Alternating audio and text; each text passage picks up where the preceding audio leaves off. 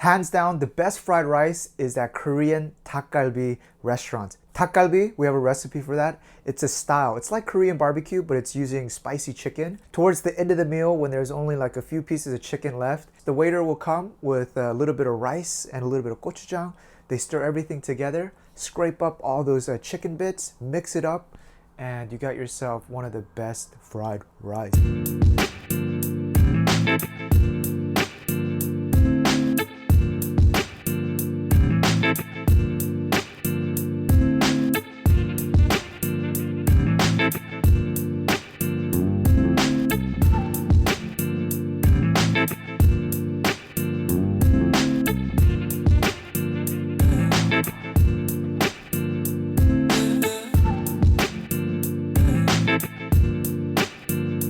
Super simple. If you've just been watching at midnight and then falling asleep to these videos, you better wake up and get into the kitchen with us. This is a perfect recipe to get on the train. Come on in. We're gonna use one chicken breast.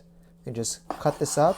For this one, chicken thigh works even better. Chop it up into small pieces. I'm gonna put that to one corner. I'm gonna give this a quick wash. And then the spring onion, just chop into small pieces. Since it's raw chicken, just to be safe, let's be like high school dances, 12 inches apart, please. All right, guys, then some onions. Just dice this up. And then I have some kimchi. These were the last stragglers in my little tub of kimchi here. Third cup is enough. And if you don't have kimchi in your area, check out this new brand we have on gochujang. It's called Mother Kim, aka Mother Kim. They have their original sliced kimchi, and then their multi-purpose kimchi, which has some more soy sauce and some anchovy sauce with deeper flavor. Like you can stir fry it or even add it as a topping on pizza, as that seems to indicate. Or they have the stir-fried kimchi, which has already been stir-fried in spring onion oil. I'll show you the inside of this canned version. Look at the two, and you see this is even more red. Actually, this would actually even taste better because this has aged even more. So perfect for kimchi stew or a fried rice. Here's the ratio. 1 tablespoon of gochujang, 1 tablespoon of gochugaru, 1 tablespoon of soy sauce, 1 tablespoon of sugar, 1 teaspoon of sesame oil, that's lowercase t, all right? 2 cloves of garlic, all right? Push that through. 1 tablespoon of mirin.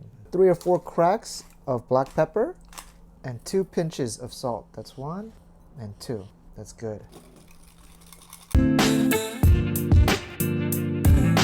We'll put it on a medium heat. Put a little bit of oil in the pan. Let's get our spring onions in. Maybe I'll put a tad more oil in. Get this going. Woo! Then once they start to brown up a little bit, let's add in our onions. And then our kimchi to one side. Oh yeah. And then our chicken. Mix that all up. And we'll stir fry this around until that chicken breast is around 80% done. Alright, the chicken looks about 70% done. At this point we have our Dakgalbi sauce. But I'm not going to put everything, about half maybe. And you're going to see this change to a dark red now. Yeah. Keep stir frying because that gochujang, soy sauce with a little bit of sugar, that's going to start coming together into one flavor now with the heat. You can see that that marinade will burn quickly. So from here, I want you to lower the heat to a low. 1 cup of short grain rice that's been cooked already. My favorite part. You just bring everything together.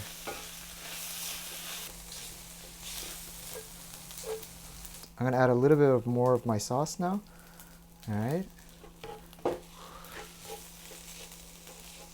We got a uniform color now. And what we're gonna do, at this point, I want you to taste. Oh, that's so good, guys. If you want a little bit of salt, you can. This is perfect for me.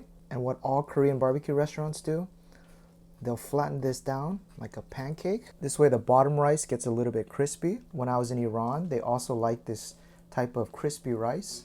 We call it nureongji in Korean. We're gonna just sprinkle on a good amount of dried seaweed. Top it off with a little bit of micrograins in the middle. All right, and there it is. Just like how the ajumas do it at the restaurants, a little bit crispy on the bottom. Mwah. All right, let's try.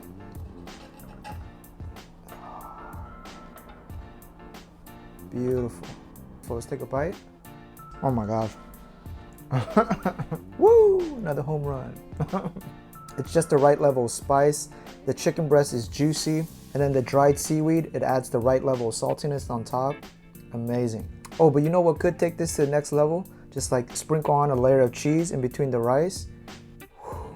So neighbors, what did you think? A little bit better than your typical egg fried rice, right? Keep this one bookmarked, and when you've gone through every last show on Netflix and there's nothing to do, weekend night, you spice up your life, all right?